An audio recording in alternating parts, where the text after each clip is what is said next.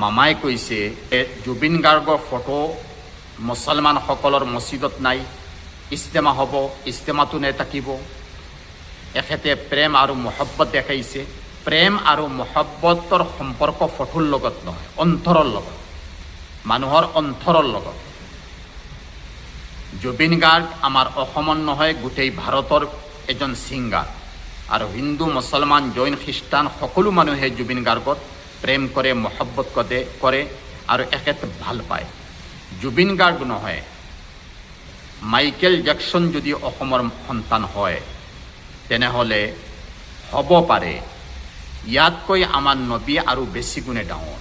আমাৰ নবীৰ ইজ্জত আৰু সন্মান বেছি। সেইকাৰণে ডক্টৰ মাইকেল হাৰ্ডে D100ত আমাৰ নবী মুহাম্মদৰ নাম এশ ব্যক্তিৰ মাজত প্ৰথম লাইনত আমাৰ নবীৰ নাম লৈ আহিছে। মোৰ কথা হৈছে যে আমাৰ চিফ মিনিষ্টাৰ এখেতে কৈছে যে মই ইস্তেমাত যাম, মছজিদত যাম, মই গৈ দেখিম যে এখেতৰ ফটো আছেনে নাই। যদি ফটো নেথাকে তেনেহ'লে জুবিন গাৰ্গৰ লগত তেখেতৰ প্ৰেম আৰু মহব্বত নাই। এই কথাটো ভুল, এইটো ধাৰণা ভুল। কাৰণ আপুনি নিজে জানে, আপুনি এজন শিক্ষিত মানুহ, আপুনি মুছলমানৰ প্ৰগ্ৰামত গৈছে, সভাত গৈছে, বুখাৰী খতমত গৈছে, আপুনি নিজে দেখিছে যে আমাৰ নবী মুহাম্মদৰ ফটো নাই, কোনো বুজুৰ্গৰ, কোনো মহাপুৰুষৰ ফটো নাই, আল্লাহ পাকৰ ফটো নাই। আমি নিৰাকাৰ এক জাতৰ আমি ইবাদত কৰি আছোঁ। সেইকাৰণে আপুনি এজন বিজ্ঞ মানুহ। শ্ৰদ্ধেয় মোৰ অসমবাসী ৰাইজ, আপোনালোকে জানে বিভিন্ন ধৰ্ম আমাৰ অসমত আছে, ভাৰতত আছে।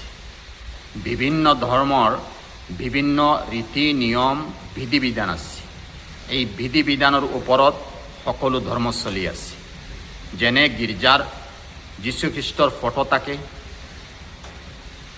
আৰু আমাৰ হিন্দু মানুহৰ মূৰ্তি থাকে, কালী মা, দুৰ্গা এনেকুৱা মূৰ্তি থাকে। সেই মূৰ্তিৰ পূজা পাঠ কৰি থাকে। সকলো ধৰ্মৰ মানুহ সকলোৱে নিজে জানে মোৰ ধৰ্ম পবিত্ৰ। সেই হিচাপে হিন্দু ধৰ্ম হিচাপে পবিত্ৰ, খ্ৰীষ্টান ধৰ্ম খ্ৰীষ্টান হিচাপে পবিত্ৰ, মুছলমান ধৰ্ম মুছলমান হিচাপে পবিত্ৰ।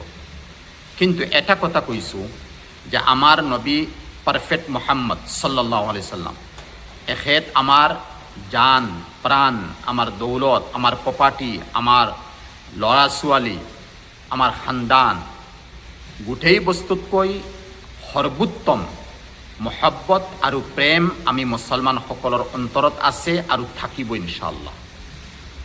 এনেকুৱা এজন